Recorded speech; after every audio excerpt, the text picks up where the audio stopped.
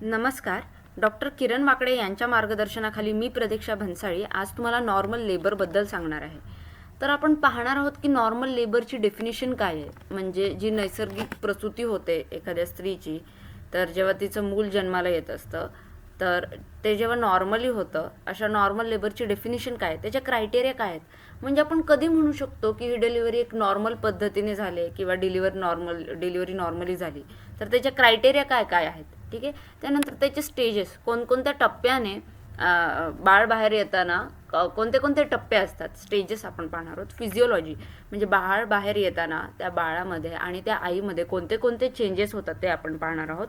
त्याची मेकॅनिझम काय आहे, कोणत्या पद्धतीने बाळ बाहेर येत आहे, किंवा ती पद्धत जर आपण माहिती असेल तेव्हा त्या पद्धतीला म्हणजे त्याच नैसर्गिक प्रक्रियेला आपण साथ देऊन किंवा हेल्प करून त्याच नैसर्गिक पद्धती दरम्यान ज्या आईमध्ये आणि बाळामध्ये जे चेंजेस होतात त्याला साथ घालून त्याचा फायदा उठून आपण कसं सुरक्षितपणे त्या बाळाला बाहेर आणू शकतो आणि आईला सुद्धा कसं सुरक्षित ठेवू शकतो, ती मेकॅनिझम आपण पाहणार आहोत की कोणती मेकॅनिझम होते. ठीक आहे. आणि मॅनेजमेंट ह्या सगळ्या स्टेजेस दरम्यान किंवा ह्या सगळ्या मेकॅनिझम्स दरम्यान आपला काय रोल आहे, आपण कसं मॅनेज करणार आहोत ते लेबरचे स्टेजेस, ते आपण पाहणार आहोत.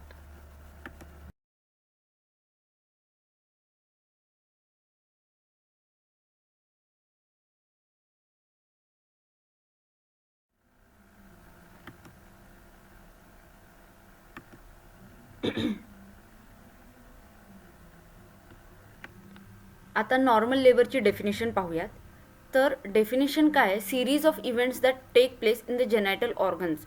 म्हणजे जे काही चेंजेस होतात किंवा जे काही बदल होतात आणि ते बदल सिरियली होतात, म्हणजे एकामागून एक होतात. तर असे series of events that take place in the genital organs. Genital organs म्हणजे ते ऑर्गन्स जे रिप्रोडक्शनसाठी जे काय म्हणतो आपण चाइल्ड बर्थ दरम्यान, मूल जेव्हा जन्माला येते आणि मूल जन्माला येण्यासाठी कोणती प्रक्रिया किंवा कोणते सेक्शुअल इंटरकोर्स वगैरेमध्ये जे ऑर्गन्स इन्व्हॉल्ड असतात त्याला आपण जेनायटल ऑर्गन्स म्हणतो. In an effort to expel the viable products of conception. म्हणजे हे सगळे चेंजेस का होतात, तर ते जे मूल वाढलेलं आहे किंवा कन्सेप्शन ज्याला आपण म्हणतो, सेक्शुअल इंटरकोर्स होऊन जे फादरमधून स्पर्म आणि मदरचं ओवम जेव्हा त्यांचं मिलन होतं आणि जेव्हा ते प्रोडक्ट फॉर्म होतं, म्हणजे ते मूल फॉर्म होत असतं, त्याला आपण प्रोडक्ट ऑफ कन्सेप्शन म्हणूयात, कारण त्या प्रक्रियेला कन्सेप्शन म्हणतात. तर हे जे प्रोडक्ट म्हणजेच ते बाळ बाहेर पडत असतं. ठीक आहे. ते बाहेर पडताना किंवा ते जन्मलेलं मूल बाहेर काढण्यासाठी कोणकोणते बदल होतात आईच्या शरीरामध्ये आणि त्या जेनायटल ऑर्गन्समध्ये. ठीक आहे. फिटस म्हणजे ते बाळ, त्यानंतर प्लासेंटा. प्लासेंटा म्हणजे काय आहे की मदरचं हे युटरस. ठीक आहे. आईची गर्भपिशवी म्हणजेच युटरस. ठीक आहे. त्यानंतर हे मूल जे वाढतंय आणि हे वाढणाऱ्या मुलाला जे काही न्यूट्रिशन, सत्व जे काही मिळतं ते त्या प्लासेंटाकडून मिळतं. ठीक आहे. तर हे मूल तर बाहेर पडतंच, पण ह्युमन्समध्ये हा प्लासेंटासुद्धा बाहेर पडतो. ठीक आहे. काही ॲनिमल्समध्ये, सगळ्याच ॲनिमल्समध्ये प्लासेंटा बाहेर नाही पडत, बऱ्याच ॲनिमल्समध्ये प्लासेंटा पुन्हा ॲब्झॉर्ब केला जातो, पण ह्युमन्समध्ये हा प्लासेंटा बाहेर पडतो आणि तेच आजूबाजूचे जे काही स्ट्रक्चर्स किंवा मेम्ब्रेन्स जे ह्या अख्ख्या स्ट्रक्चरला, ह्या बाळाला आणि ह्या प्लासेंटाला सपोर्ट करत होते, ते सुद्धा बाहेर पडतात. ठीक आहे. Foetus, placenta and the membranes out of the womb through vagina into the outer world. म्हणजे वजायनामधून, म्हणजे हे युटरस, त्यानंतर युटरस नंतर येतं सर्विक्स. ठीक आहे. आणि वजायना. तर ह्या तिन्ही पार्ट्समधून, कारण मूल इथे वाढत असतं युटरसमध्ये, तर ह्या तिन्ही पार्ट्समधून जेव्हा ते मूल बाहेर पडतं, ठीक आहे, आउटर वर्ल्डमध्ये, ठीक आहे, दॅट इज कॉल्ड लेबर. तर ही झाली लेबरची डेफिनेशन. ठीक आहे. आपण टप्प्याटप्प्यामध्ये डेफिनेशन काय आहे ते पाहिलेले आहे, तुम्ही समजून घेतलेलं आहे. मी पुन्हा डेफिनेशन वाचून वेळ घालवणार नाही. Labour is characterised by the presence of regular uterine contractions. ठीक आहे. म्हणजे आणि with effacement and dilatation of the cervix and foetal descent. म्हणजे काय होत असतं, रेग्युलर युट्राइन कॉन्ट्रॅक्शन्स होतात. ही जी गर्भपिशवी आहे मातेची, ठीक आहे, त्यामध्ये कंटिन्युअस कॉन्ट्रॅक्शन्स होतात, ज्यामुळे हे जे मूल आहे ती पुढे बाहेर ढकलण्यास मदत होते. With effacement and dilatation of the cervix. आता एफेसमेंट म्हणजे काय, तर हे जे सर्विक्स आहे, ठीक आहे, युट्रस झालं, हे सर्विक्स जे आहे, तर हे जेव्हा मूल पास होत असतं तेव्हा हे सर्विक्स स्ट्रेच होतं, म्हणजे कॉन्ट्रॅक्ट होऊन एकदम स्ट्रेच होतं. ठीक आहे. आणि ओढलं जातं, स्ट्रेच होतं आणि मग थिन होतं, ते खूप पातळ होऊन जातं कारण मूल बाहेर पडत असतं. त्याला आपण म्हणतो एफेसमेंट. एफेसमेंट म्हणजे जो सर्विक्सचा भाग आहे तो स्ट्रेच होतो आणि थिन होतो, म्हणजे तो ताणला जातो आणि तो पातळ होतो. ठीक आहे, त्याला एफेसमेंट म्हणतो. आणि dilatation of the cervix. Dilatation म्हणजे मूल बाहेर जाणार आहे, तर हा सर्विक्सचा जो भाग आहे तो पण आकाराने रुंदीने वाढेल जेणेकरून ते बाळ बाहेर पडेल. ठीक आहे, त्याला डायलेटेशन म्हणतो ऑफ द सर्विक्स. आणि फिटल डिसेंट. फिटल डिसेंट म्हणजे डिसेंट म्हणजे खाली जाणे, तर फिटल डिसेंट म्हणजे हे बाळ खाली पडत असतं. तर लेबर ह्या गोष्टीने कॅरेक्टराईज केलं जातं. म्हणजे काय म्हणतो आपण, लेबरच्या ह्या सगळ्या क्वालिटीज आहेत. लेबर ह्या सगळ्या गोष्टींनी आपण म्हणतो की अरे ह्या सगळ्या गोष्टींमुळे ह्याला लेबर म्हणतात. कोणत्या गोष्टी? युट्राईन कॉन्ट्रॅक्शन्स, सर्वायकल एफेसमेंट, सर्वायकल डायलेटेशन आणि फिटल डिसेंट.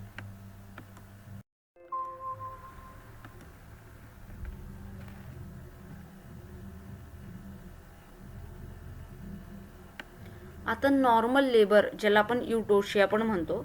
ठीक आहे, तर लेबरला आपण नॉर्मल कधी म्हणतो? So labour is called normal if it fulfils the following criteria. जेव्हा ह्या सगळ्या क्रायटेरिया पूर्ण केल्या जातात तेव्हाच ते आपण लेबरला आपण नॉर्मल लेबर म्हणू शकतो.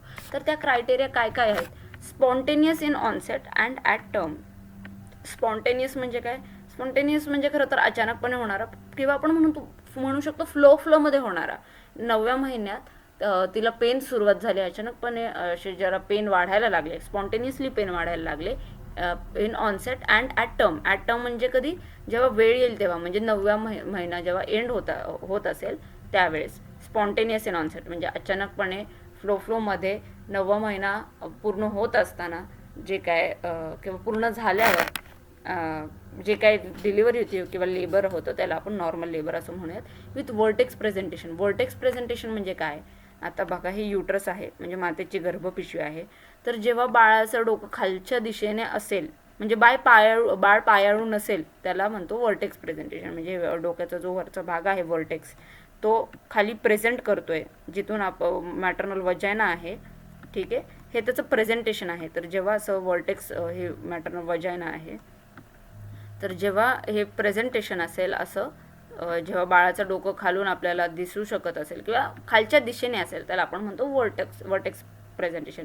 Without undue prolongation. प्रोलॉंगेशन म्हणजे जास्त कालावधी लागलेला असं. विदाऊट अनड्यू प्रोलॉंगेशन म्हणजे जास्त वेळ नाही लागला पाहिजे. ठीक आहे, म्हणजे जास्त वेळ नाही लागलेला, व्यवस्थित जेवढा वेळ आहे. आपण प्रत्येक आता लेबरचे स्टेजेस पाहूयात. ठीक आहे, किंवा ग्रेड्स पाहूया, तर तेव्हा किती वेळ प्रत्येक स्टेपला किती वेळ लागतो, तर त्या सगळ्या व्यवस्थित वेळ झालाय की नाही, उगत जास्त कालावधी वाढलेला नाही आहे ना. तर जेव्हा जास्त कालावधी वाढलेला नसेल तेव्हा आपण नॉर्मल लेबर म्हणतो. Natural termination with minimal aids म्हणजे काय की व्यवस्थित बाळ बाहेर आलेलं आहे, प्लासेंटा बाहेर आलेला आहे आणि आपल्याला जास्त काही एड्स काय म्हणतो, व्हॅक्यूम किंवा फोरसेप्स असं काही, अशा काही गोष्टी लागलेल्या नाहीत. बऱ्याच वेळा काय होतं की आपण 3 इडियट्समध्ये पाहिलं असेल की बाळ बाहेर येत नव्हतं, तर मग त्यांनी व्हॅक्यूम वापरलं. व्हॅक्यूम असिस्टेड डिलिव्हरी असं त्याला आपण म्हणतो. तर अशा व्हॅक्यूमची गरज लागलेली नाही आहे. किंवा मग आपण म्हणू की बऱ्याच वेळा काय होतं, बाळ बाहेर येत नसतं तर पटकन एवढं व्हॅक्यूमचं प्रेशर वाढूपर्यंत किंवा ते प्रेशर गेन होऊपर्यंत बाळाच्या डोक्याबरोबर व्यवस्थित त्या व्हॅक्यूम कपचं कनेक्शन होईपर्यंत खूप वेळ लागू शकतो.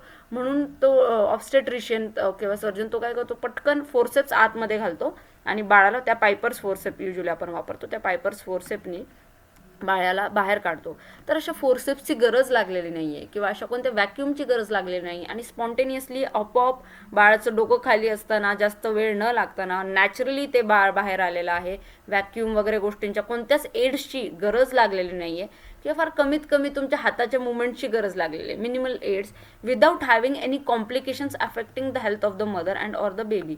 आणि हे सगळं होताना आईला किंवा बाळाला कोणत्याही प्रकारची हानी किंवा कॉम्प्लिकेशन्स नाही झालेले. बऱ्याच वेळा डिलिव्हर होताना आईचं जे युट्रस आहे, गर्भपिशवी, ते स्ट्रेच होतं, तिथे टिअर होतं किंवा तिचे जे काही कॅनाल आहे त्यामध्ये टिअर होतं. ठीक आहे, तर हे कॉम्प्लिकेशन्स आहेत. तर अशा कॉम्प्लिकेशन्स नाही झालेल्या तेव्हा आपण त्याला नॉर्मल लेबर म्हणू शकतो.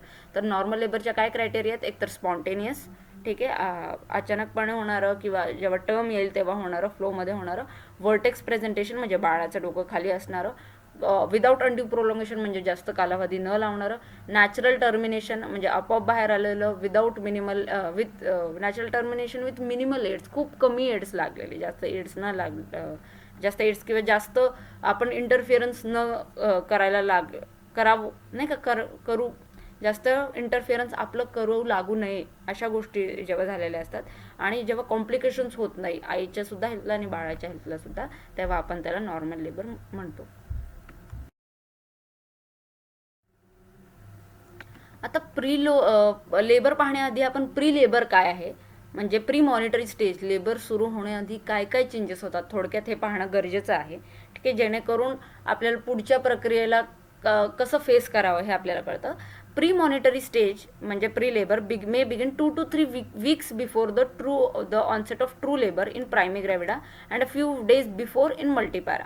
म्हणजे जेव्हा ट्रू लेबर सुरू होणार असतं तर प्रायमी ग्रॅव्हिडा म्हणजे ज्यांची पहिल्यांदाच डिलिव्हरी होत असते त्यांच्या शरीरामध्ये 2 ते 3 आठवड्या आधीच हे प्री लेबरचे साईन सिम्पटम्स दिसतात. आणि मल्टीपॅरामध्ये काही दिवस म्हणजे ज्यांचे खूप बाळ आहेत मल्टीपॅरा, तर त्यांच्यामध्ये खूप वेळ डिलिव्हरी झाले आहेत असे ते त्यांच्या बॉडीमध्ये काही दिवसांपूर्वी हे प्री लेबरचे चेंजेस होतात.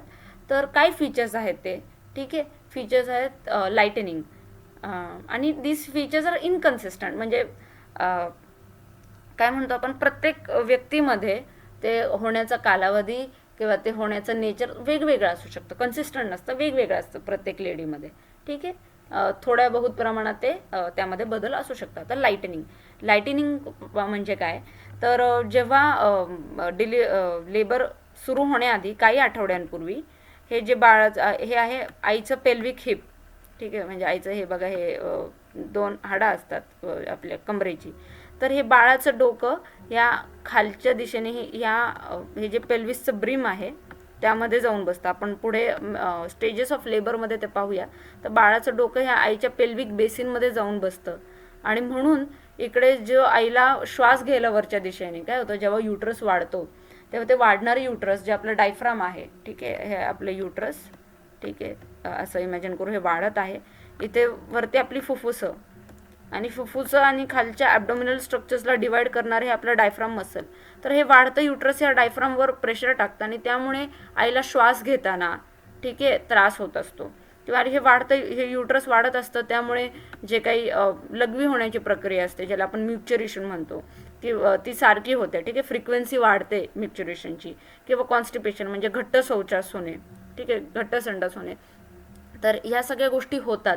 तर जेव्हा ही लाईटनिंग होते, हे जेव्हा त्या बाळाचं डोकं त्या पेल्विक बेसिनमध्ये येतं तेव्हा तिचं जे हे श्वसनाचे जे काही तिला प्रॉब्लेम्स होते की तिला पूर्णपणे श्वास घेता येत नव्हता किंवा श्वास घेताना त्रास होत होता किंवा मग जे कार्डिओ रेस्पिरेटरी म्हणजे हृदयाशी संबंधित सुद्धा जे काही प्रॉब्लेम होते ते कमी होतात. ठीक आहे, आणि त्या मातेला she experiences a sense of relief असं होतं. ठीक आहे का, कारण प्रायमी ग्रॅव्हिडामध्ये हे काही आठवड्या अगोदर होतं आणि मल्टीग्रॅव्हिडामध्ये कधी होतं ते आपण पाहूयात. मल्टीग्रॅव्हिडामध्ये काही दिवसांआधी होतं. ठीक आहे, तर मदरला सेन्स ऑफ रिलीफ जाणवते.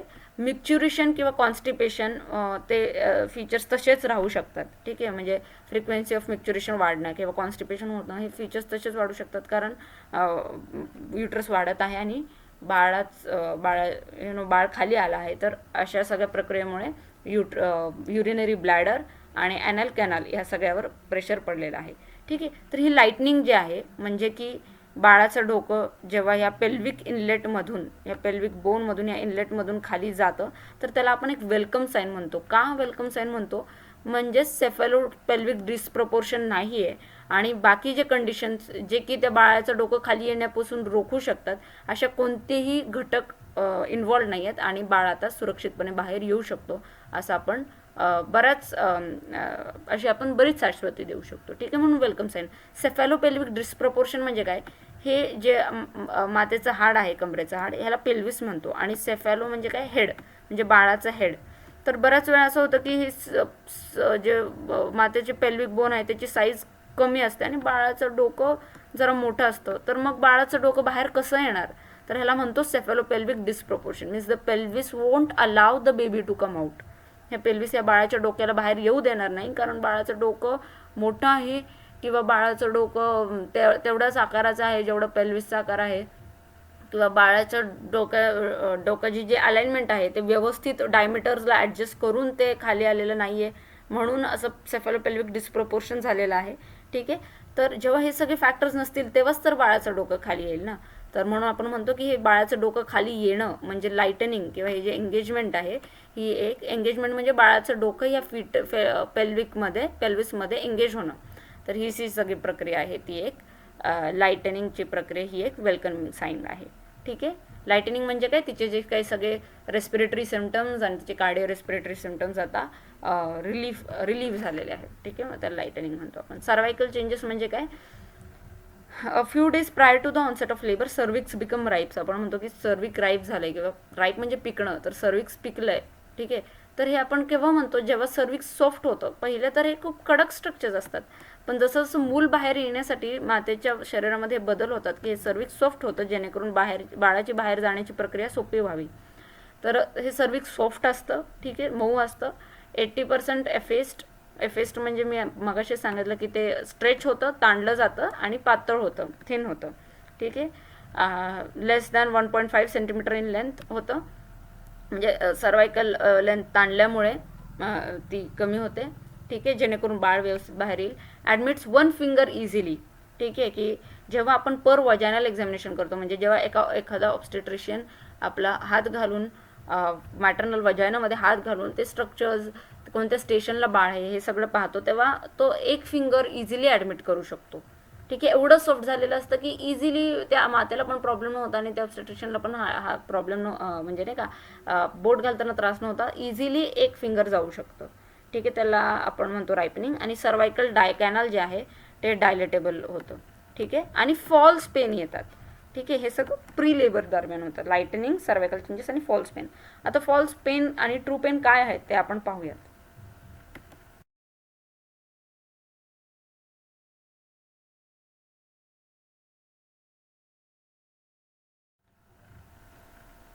आता फॉल्स लेबर पेन काय आहे ते पाहण्याआधी आपण ट्रू लेबर पेन काय आहे ते म्हणतो. पेन म्हणजे काय, कळा. ती बाई जेव्हा कळा देते किंवा तिला कळा येतात, त्या कळांचा आधार घेऊनच ती त्या बाळाला बाहेर काढू शकते. ठीक आहे. तर हे ट्रू लेबर पेन, की आता ह्या खरंच प्रसूतीच्या कळा आहेत आणि न की 2 प्रकारे दुखू शकतं. एक तर तिला ह्या सगळ्या वाढत्या अवयवांमुळे आणि काही चेंजेसमुळे दुखू शकतं, किंवा दुसरं जे की वाढत्या अवयवामुळे ते गर्भपिशवी जेव्हा वाढत असते तेव्हा हायपॉक्झिया होतो, म्हणजे त्या वाढत्या आकाराला अनुसरून तेवढा रक्त पुरवठा तिथे एवढा होत नाही. ठीक आहे, त्याला इश्केमिया म्हणतो. शेवटच्या टप्प्यादरम्यान, कारण तेव्हा खरंच सगळे स्ट्रक्चर्स बाहेर पडावेत अशी बॉडीची मेकॅनिझम झालेली असते, म्हणून तेव्हा कमी रक्तपुरवठा असतो जेणेकरून ते सगळे स्ट्रक्चर्स बाहेर पडावेत. ठीक आहे. तर ते जे फॉल्स पेन आहे आणि ट्रू पेन आहे, की खरंच प्रसूतीच्या वेदना आणि बाकी वेळेस होणारा पेन, ह्यामध्ये काय फरक आहे. तर ट्रू लेबर पेन ते पेनफुल युट्राईन कॉन्ट्रॅक्शन्स ॲट रेग्युलर इंटरवल्स. बघा, रेग्युलर इंटरवल्स म्हणजे रेग्युलरली एका ठराविक वेळेनंतर, त्याच ठराविक वेळेनंतर ते उद्भवतात. ठीक आहे. आणि ते पेनफुल युट्राईन कॉन्ट्रॅक्शन्स असतात. ठीक आहे. त्यानंतर फ्रिक्वेन्सी ऑफ कॉन्ट्रॅक्शन्स इन्क्रीज ग्रॅज्युअली. ठीक आहे. ॲट रेग्युलर इंटरवल्स म्हणजेच रिदमिक आपण म्हणू शकतो. आणि फ्रिक्वेन्सी ऑफ कॉन्ट्रॅक्शन्स जे आहे किंवा हे जे तिला कळा येत आहेत ते काळानुसार वाढत जातात. किंवा काय म्हणतो, समजा तिला पहिले एका तासाला 2दा कळा येत असतील, तर आता तिला एका तासाला 4 वेळा कळा येतात. म्हणजेच काय, तर त्या कळांची फ्रिक्वेन्सी वाढलेली आहे. ठीक आहे. इंटेन्सिटी पण वाढलेली आहे, म्हणजे कळा पहिले थोडं हळू कळा येत होत्या किंवा एवढं दुखत नव्हतं, आता खूप जास्त जोरात कळा येत आहेत. तर इंटेन्सिटी वाढलेली आहे. ठीक आहे. नंबरने ते कॉन्ट्रॅक्शन्स वाढलेत आणि ताकदीने सुद्धा ते कॉन्ट्रॅक्शन्स वाढलेत. म्हणजे फ्रिक्वेन्सीने, नंबरने वाढलेत आणि ताकदीने म्हणजेच इंटेन्सिटीने सुद्धा ते कॉन्ट्रॅक्शन्स वाढलेत. आणि ड्युरेशन ऑफ कॉन्ट्रॅक्शन्स इन्क्रीज प्रोग्रेसिव्हली. म्हणजे जे कळा येत आहेत ती कळ, पहिले एक कळ समजा 4 सेकंदासाठी एक कळ आली होती पहिले, आता ती कळ 10 सेकंदासाठी येते. ठीक आहे. तर असे कळांचं जे ड्युरेशन आहे ते सुद्धा वाढलेलं आहे. Associated with show. आता शो काय आहे ते आपण पुढे पाहूया. Progressive effacement and dilatation of the cervix, हे तर आपण पाहिलेलं आहे. Descent of the presenting part, म्हणजे बाळाचं जे डोकं आहे ते खाली डिसेंट होत आहे, खाली जात आहे, ते आपल्याला दिसतं आहे. Formation of the bag of waters. Bag of water सुद्धा काय आहे ते आपण व्यवस्थित पाहूयात. And not relieved by enema or sedative म्हणजे काय, तुम्ही किती पेन किलर दिले तरी तिला जे खरंच जर त्या प्रसूतीच्या वेदना असतील तर त्या तुम्ही पेन किलर देऊन सुद्धा त्या कमी होणार नाहीत. ठीक आहे. आणि फॉल्स लेबर पेन काय आहे की ते डल नेचरचं असतं, असं शार्प कळा जेव्हा येतात तसं नसतं, ते डल असतं. ठीक आहे. Confined to the lower abdomen and groin. ठीक आहे. ते फक्त पोटाच्या ओटीपोटामध्ये आणि जेनेटल ऑर्गन्समध्ये ते कन्फाईंड असतं. ठीक आहे. युट्रस त्याने कडक होत नाही. ठीक आहे. आणि वरच्या जे काही ट्रू लेबरचे जे सिम्पटम्स सांगितले तसे नसतात. आणि जेव्हा तुम्ही पेन किलर्स देता तेव्हा ते फॉल्स लेबरचे जे काही फॉल्स लेबर पेन जे आहेत ते कमी होऊन जात आहेत. तर हा फरक आहे ट्रू लेबर पेनमध्ये आणि फॉल्स लेबर पेनमध्ये.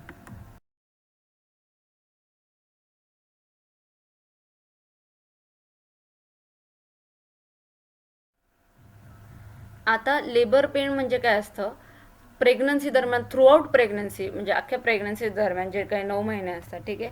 तर ते पेनलेस ब्रॅक्स्टन हिक्स कॉन्ट्रॅक्शन्स म्हणजे मातेचं जे युट्रस आहे त्याचे कॉन्ट्रॅक्शन्स होत असतात.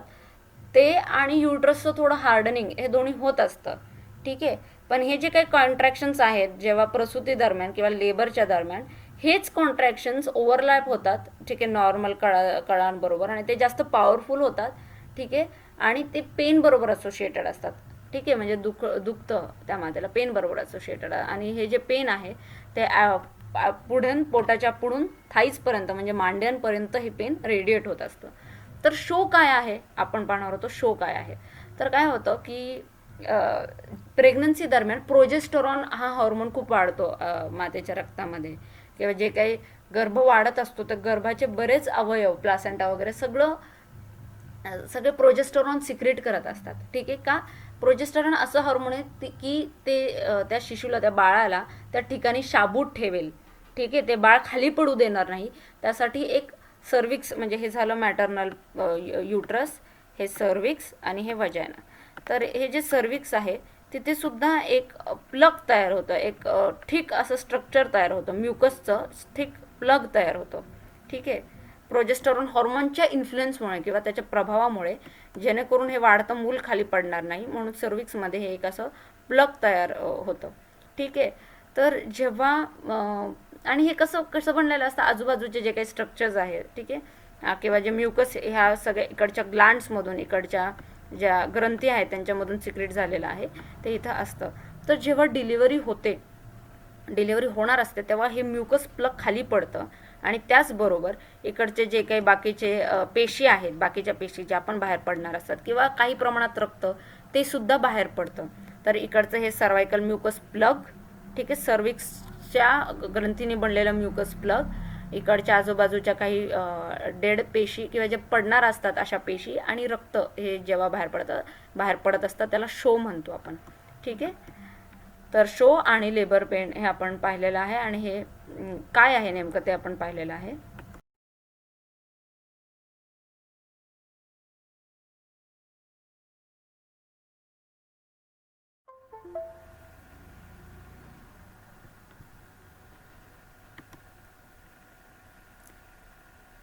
आता आपण पाहूयात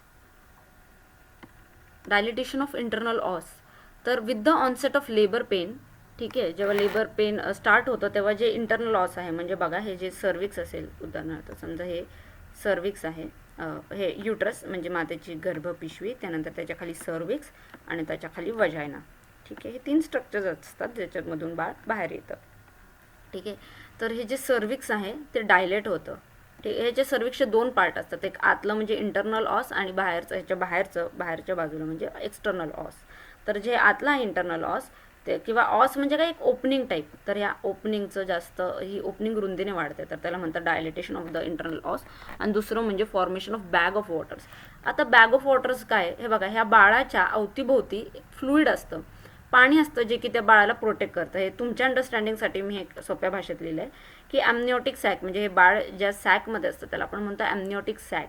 तर या पिशवीमध्ये आजूबाजूला पाणी असतं, ॲमनिओटिक फ्लुइड, जे की बाळाला न्यूट्रिशन देतं. ठीक आहे. किंवा जे बाळाची मूवमेंट अलाव करतं. बाळ जर मूव्ह झालं तर त्याला इकडून तिकडून हानी होणार नाही म्हणून ते फ्लुइड एक शॉकअप्सर सारखं वागतं थोडक्यात. ठीक आहे. तर जेव्हा बाळ डिलिव्हर होणार असतं तर हे जे काय हे पाणी बाळाच्या डोक्याच्या वाढत्या प्रेशरमुळं आणि हे खालीसुद्धा या पिशवीमध्ये पाणी असतं. ठीक आहे. तर आणि इकडे खाली जे काही मेम्ब्रेन्स असतात, म्हणजे हे हे जे काही स्ट्रक्चर आहे सर्विक्सचं, इथे काही मेम्ब्रेन्स, काही टिश्यूज असतात. ठीक आहे. तर जसं हे सर्वायकल कॅनाल डायलेट होतं, ठीक आहे, तर इकडचे मेम्ब्रेन्स त्यांचा सपोर्ट कमी होतो, कारण बाळाला ढकलायचं असतं खाली. खाली सपोर्ट दिलं तर बाळ वरती जाईल, आपल्याला खालचं सपोर्ट कमी करायचं आहे. तर जसं हे सर्विक्स डायलेट होतं, हे खालच्या मेम्ब्रेन्सचं सपोर्ट जातो. ठीक आहे. त्यानंतर हे बाळाचं डोकं खाली येतं आणि त्यामुळे हे जे पाणी आहे आणि खालचे जे स्ट्रक्चर्स आहेत ते टेन्स होतात. असे काय म्हणतो आपण, उदाहरणार्थ असं इमेजिन करा की फुगा आहे आणि त्या फुगावर तुम्ही तुमचा हात दाबताय, तर ते कसं एक असं स्ट्रक्चर तयार होईल. ठीक आहे.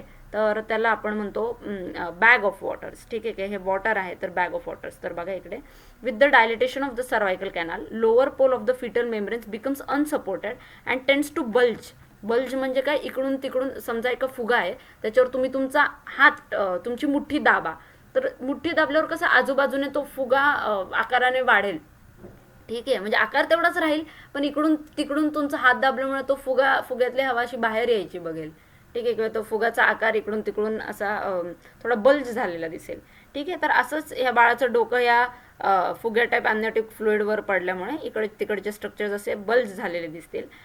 Tense to bulge into the cervical canal as it contains liquor. Liquor म्हणजे काय, अम्निओटिक फ्लुइड असतं which has pass below the presenting part. It is called bag of waters. ठीक आहे. तर आपल्याला कळालं आहे की बॅग ऑफ वॉटर्स काय आहे. तर जे लोअर पोल, फिटल मेम्ब्रेनचा जो काही लोअर पोल आहे आणि हे अम्निओटिक फ्लुइड आहे जे आहे, तर बाळाच्या डोक्यामुळे प्रेशर पडल्यामुळे हे अम्निओटिक फ्लुइड आपल्याला असं बल्ज झालेलं दिसतं इकडून तिकडून, आणि त्याला आपण म्हणतो बॅग ऑफ वॉटर्स. ठीक आहे. आता इकडे मी असंच आपल्या अंडरस्टँडिंगसाठी एक चित्र दाखवलेलं आहे.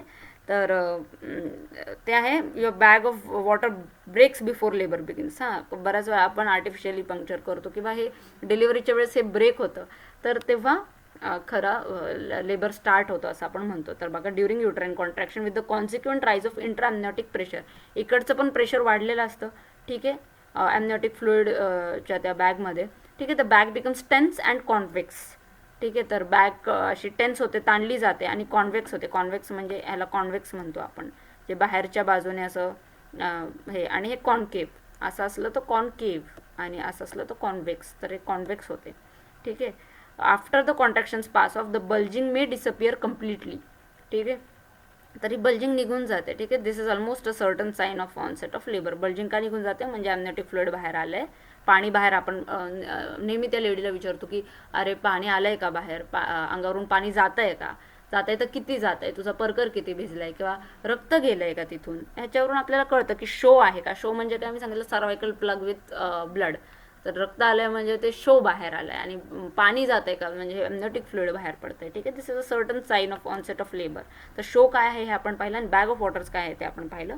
In some cases the membranes are so well applied to that finding may not be detected. हे महत्त्वाचं नाही आहे म्हणून मी एक्सप्लेन नाही करत, पण थोडक्यात आपल्याला बॅग ऑफ वॉटर्स काय आहे, इंटरनल ऑस डायलेट झालेलं आहे, त्यानंतर शो दिसलेला आहे, या सगळ्या प्रेग्नन्सीच्या सायन्स काय आहेत ते आपण पाहिलेले आहेत. हे पाहिल्यामुळे आपल्याला पुढचे जे स्टेजेस वगैरे आहेत ते कळणं सोपं जाईल.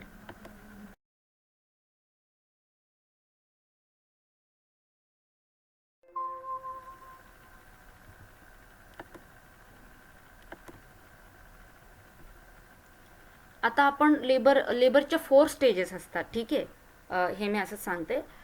मी जेव्हा सांगते काही गोष्टी तुम्ही सायमल्टेनियसली नोट डाऊन केल्या तर तुम्हाला लक्षात राहण्यात मदत होईल. तुम्हाला सगळं तर मी तसं PPT सांगितलेलं आहे, पण तुम्हाला व्यवस्थित लक्षात राहण्यासाठी थोडंसं साईडला थोडं नोट डाऊन करत राहा, असं माझं म्हणणं आहे. तर लेबरच्या 4 स्टेजेस असतात. ठीक आहे. First stage, second stage, third stage आणि फोर्थ स्टेज. तर ह्या 4 स्टेजेसची विभागणी कशी केलेली आहे. फर्स्ट स्टेज म्हणजे onset of true labour pain with the full dilatation of the cervix. म्हणजे लेबरच्या काळात सुरू होण्यापासून सर्विक्सचं पूर्ण डायलेटेशन म्हणजे सर्विक्स पूर्ण रुंदीने वाढूपर्यंत ही झाली फर्स्ट स्टेज. पूर्ण रुंदीने वाढणे म्हणजे किती, अप टू 10 सेंटीमीटर. ठीक आहे. 10 सेंटीमीटरपर्यंत वाढलेले असते तेव्हा आपण फर्स्ट स्टेज ऑफ लेबर म्हणतो. तर फर्स्ट स्टेज ऑफ लेबर म्हणजे काय, onset of true labour pain to with full dilatation of the cervix that is up to 10 centimetre. ठीक, ही झाली फर्स्ट स्टेज. मग सेकंड स्टेज काय, from the full dilatation of the cervix to delivery of the baby. जेव्हा baby deliver होतं ती second stage असते, from the full dilatation of the cervix to delivery of the baby. हे पुढं आहे लिहिलेलं मी, पण असंच सांगून देते लक्षात राहण्यासाठी. त्यानंतर थर्ड स्टेज कोणती, जेव्हा प्लासेंटा बाहेर पडतो. ठीक आहे. हे युट्रस, हे बेबी, आणि बेबी आणि युट्रसचं मध्ये जे न्यूट्रिशन किंवा ब्लड सप्लायसाठी जे महत्त्वाचं ऑर्गन आहे ते प्लासेंटा. तर हे प्लासेंटा जेव्हा बाहेर पडतो ते झालं थर्ड स्टेज ऑफ लेबर. आणि हे प्लासेंटा बाहेर पडल्यानंतर आपण त्या आईची 1 तासासाठी मॉनिटरिंग करतो की आईची तब्येत ठीक आहे का, सगळं व्यवस्थित आहे. हे 1 तास प्लासेंटा बाहेर पडल्यानंतर आपण पाहतो ते झालं फोर्थ स्टेज ऑफ लेबर. ठीक आहे. म्हणजे first stage from the onset of true labour pain to full dilatation of the cervix, that is 10 centimetre. Second stage from the full dilatation of the cervix to delivery of the baby, second stage. Third stage म्हणजे काय, from the delivery of the baby to delivery of the placenta, ही झाली third stage. आणि fourth stage from the delivery of the placenta 1 hour observation period post partum, म्हणजे delivery झाल्यानंतर 1 तासाचं जे observation period असतं ते झालं फोर्थ स्टेज. ठीक आहे. आता आपण प्रत्येक स्टेजमध्ये काय होतं ते पाहणार आहोत. प्रत्येक स्टेजची डेफिनेशन काय, फर्स्ट स्टेज म्हणजे नेमकं काय ते पाहणार आहोत. ते किती तासासाठी असतं ते पाहणार आहोत. त्यामध्ये काय काय होतात चेंजेस ते पाहणार आहोत. आणि त्याची मॅनेजमेंट पाहणार आहोत. 4 गोष्टी. त्याची डेफिनेशन काय आहेत, त्यांचा कालावधी काय आहे, त्यामध्ये काय काय चेंजेस होतात, आणि त्याची मॅनेजमेंट काय आहे हे आपण पाहणार आहोत. तर बघा, फर्स्ट स्टेज म्हणजे काय सांगितलं मी तुम्हाला. त्यानंतर त्याची ड्युरेशन किती, प्रायमी ग्रॅव्हिडा म्हणजे जे फर्स्ट टाइम प्रेग्नंट आहेत त्यांच्यामध्ये हे फर्स्ट स्टेज जे आहे काळा येण्यापासून ते सर्व्हिस डायलेटेड होण्यापर्यंत त्याला 12 तास लागतात. तेच मल्टीपॅरा ज्यांची बऱ्याच वेळा डिलिव्हरी झाली त्यांना 6 तास लागतात. ठीक आहे. आता लेटंट फेज काय आहे की 4 सेंटीमीटरपर्यंत जेव्हा डायलिटेशन होतं, आणि ॲक्टिव्ह फेज जेव्हा 10 सेंटीमीटरपर्यंत डायलिटेशन होतं. हे तुम्ही लिहिलं तरी चालेल किंवा नाही लिहिलं तरी चालेल. ठीक आहे. तर या स्टेजमध्ये नेमकं काय होतं, प्रोग्रेसिव्ह युट्राईन कॉन्ट्रॅक्शन, आपलं जे गर्भपिशवी आहे त्याचे जे कॉन्ट्रॅक्शन, आकुंचन प्रसरण जे आहे, आकुंचन जे आहे ते प्रोग्रेसिव्हली वाढत जातं. ठीक आहे. त्यानंतर डायलेटेशन, ऑलरेडी सर्विक्सचं ते मी सांगितलेलं आहे. एफेसमेंट म्हणजे सर्विक्स ताणली जाणे आणि पातळ होणे हे मी ऑलरेडी सांगितलेलं आहे. आणि ultimate rupture of the membranes. Rupture of the membranes म्हणजे काय, बाहेर पडण्यासाठी जे काय मी मगाशीच दाखवलं, बॅग ऑफ वॉटर्स आणि ते जे काय एमनियोटिक फ्लुइड आहे ते रप्चर झालेले, खालचे मेम्ब्रेन्स रप्चर झाले जेणेकरून बाळ बाहेर यावं, ते हे ह्या स्टेजमध्ये होतं. ठीक आहे. तर मॅटर्नल आणि फिटल कंडिशन्स, फक्त युट्राईन कॉन्ट्रॅक्शन्स खूप होत असतात मातेला, बाकी बाळाच्या डोक्यामध्ये आणि आईच्या सुद्धा तिकडच्या अवयवांमध्ये, बाळामध्ये तर खूप कमी बदल झालेले असतात बाळाच्या डोक्यामध्ये. ठीक आहे. आता तुम्हाला माहिती असेल की जे आपले डोक्याची हाडं, जे काय मेंदूची वरची आपली कवटी आहे त्याची हाडं कशी जॉईंट आहेत एकमेकांना, पण लहान मुलांमध्ये ते जॉईंट नसतात, त्याला फॉन्टानेल्स म्हणतात. ते लहान मुलाच्या डोक्याची जी हाडं आहेत ते खूप फ्लेक्झिबल, नाजूक असतात, बरीच नाजूक असतात. तर ते जेव्हा खाली येत असतं बाळ, ते हाडं एकमेकांवर ओव्हरलॅप होतात, एकमेकांवर स्लाईड करतात. उदाहरणार्थ तुम्ही 2 फरशा एकमेकांवर अशा हे केल्या, एकमेकांवर ठेवल्या, जोडून ठेवल्या समजा आजूबाजूला 2 फरशा, नंतर त्या एक फरशी दुसऱ्या फरशीवर ठेवण्यासाठी तुम्ही कसं स्लाईड करताय एका फरशीला दुसऱ्या फरशीवर. ठीक आहे. तर तसं ते बाळाच्या डोक्याची हाडं, ते जे फॉन्टानेल्स आपण म्हणतो, ते एकमेकांवर स्लाईड करतात जेणेकरून बाळाचे डोकं बाहेर व्यवस्थित येईल. ठीक आहे. तर असे जे काही चेंजेस आहेत त्या अद्याप तरी झालेल्या नसतात फर्स्ट स्टेजमध्ये, कारण आत्तापर्यंत फक्त सर्विक्सचं डायलिटेशन झालेलं आहे. तर हे जे होतं ते मी सांगितलेलं आहे, uterine contraction, dilatation, effacement, ultimate rupture of the membranes, आणि फिटल आणि मॅटर्नल कंडिशन्स अनअफेक्टेड असतात. ठीक आहे. या 5 गोष्टी होतात. किती कालावधी आहे, काय आहे आणि काय गोष्टी होतात ते आपण पाहिल्या. आता मॅनेजमेंट काय आहे, आपण अशा वेळेस आपण काय करायला हवं, एखाद्या डॉक्टरचा रोल काय आहे. ठीक आहे. Non interference with watchful expectancy, कोणत्याही प्रकारचं इंटरफिअरन्स करू नये, कुठे ओढू नये, कुठे दाबू नये, आणि वॉचफुल राहावं, काम राहावं, पेशंट राहावं. ठीक आहे. विमेनला एनकरेज करावं, इमोशनल सपोर्ट द्यावा. ठीक आहे. जेवढ्या प्रमाणात अँटीस्पॉझमेटिक पेन रिलीफ देता येईल तेवढं तिला द्यावा, ट्रॅमाडॉल वगैरे जे काय आहे. का पेन रिलीफ द्यावा, जेणेकरून तिचं हार्ट रेट वाढणार नाही. कारण ऑलरेडी जेव्हा तिची प्रेग्नेन्सी, जेव्हा डिलिव्हरी होत असेल तेव्हा तिचा जो कार्डियाक आउटपुट आहे किंवा जे रक्ताभिसरण प्रक्रिया ही खूप वाढलेली असते. ठीक आहे. अशा वेळेस एवढं पाल्पिटेशन, एवढे ऑक्सिजनची रिक्वायरमेंट वाढलेली असते, आणि ती जर अजून घाबरली तर ती रिक्वायरमेंट अजून वाढू शकते, आणि तिला श्वसनाचा आणि हृदयाचा त्रास होऊ शकतो, आणि त्याचा परिणाम बाळावर सुद्धा होऊ शकतो. कारण बाळाची सुद्धा श्वसनाची किंवा रेस्पिरेटरी डिस्ट्रेस बाळाला सुद्धा होऊ शकतो. त्याचा फिटल हार्ट रेट जे काय आपण म्हणतो ते not respiratory distress, foetal distress, बाळाचा हार्ट रेट जो आहे तो युजली असतो 150, 160, 110, 150 पर्यंत ते नॉर्मल असतं. तर ते खूप फॉल होऊ शकतं जर मॅटर्नल आई जर का इमोशनल ह्याच्यामध्ये गेली किंवा तिचे खूप पेन वाढले तर जेवढे पेन रिलीफ आपण देऊ शकतो, इमोशनल सपोर्ट आणि एनकरेजमेंट आपण देऊ शकतो तेवढी द्यायची. ठीक आहे. Carefully progress of labour monitor करायचं म्हणजे काय, फिटल हार्ट रेट आपण पाहत राहतो. आई आईला कुठे काही तिचा पल्स ड्रॉप नाही ना झाला, तिचा किंवा पल्स खूपच राईज नाही ना झाला, किंवा जे काय आपण म्हणतो बीपी तिचा नॉर्मल राहिला आहे ना, हे सगळं आपण पाहतो. ठीक आहे. मॅटर्नल कंडिशन आणि फिटल बिहेवियर आपण पाहत राहतो, जेणेकरून नॉर्मलपासून काही डेव्हिएशन होणार नाही. ठीक आहे. फिटल हार्ट रेट म्हणजे बाळाचे ठोके जे काय आपण ऐकतो त्याची रिदम इंटेन्सिटी दर अर्ध्या तासाने आपण नोट केली पाहिजे पहिल्या स्टेजमध्ये, आणि दर 15 मिनिटांनी सेकंड स्टेजमध्ये. ठीक आहे. तर 60 सेकंदासाठी आपण काउंट करतो की एका मिनिटामध्ये किती फिटल हार्ट रेट आहे, त्याचं रिदम वगैरे व्यवस्थित आहे का ते आपण पाहतो. त्याच्यात फॉल नाही होते ना ते आपण पाहतो, कमी तर नाही होत आहेत ना बाळाचे ठोके ते आपण पाहतो. त्यानंतर आपण ऑर्डिनरी स्टेथोस्कोप वापरू शकतो, किंवा डॉपलर आपण त्या लोकांमध्ये वापरतो जे बायका खूप ओबीज असतात. ठीक आहे. त्यामुळे आपल्याला स्टेथोस्कोपनी व्यवस्थित आवाज येणार नाही अशा कंडिशनमध्ये आपण डॉपलर वापरतो. किंवा जेव्हा बाळाच्या अवतीभोवती खूप जास्त फ्लुइड आहे, अमनिओटिक फ्लुइड, त्याला आपण म्हणतो पॉलीहायड्रोमनियस.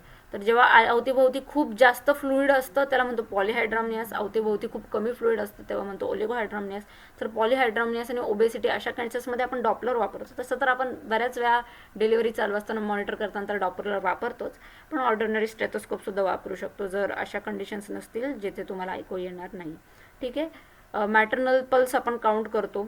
ठीक आहे.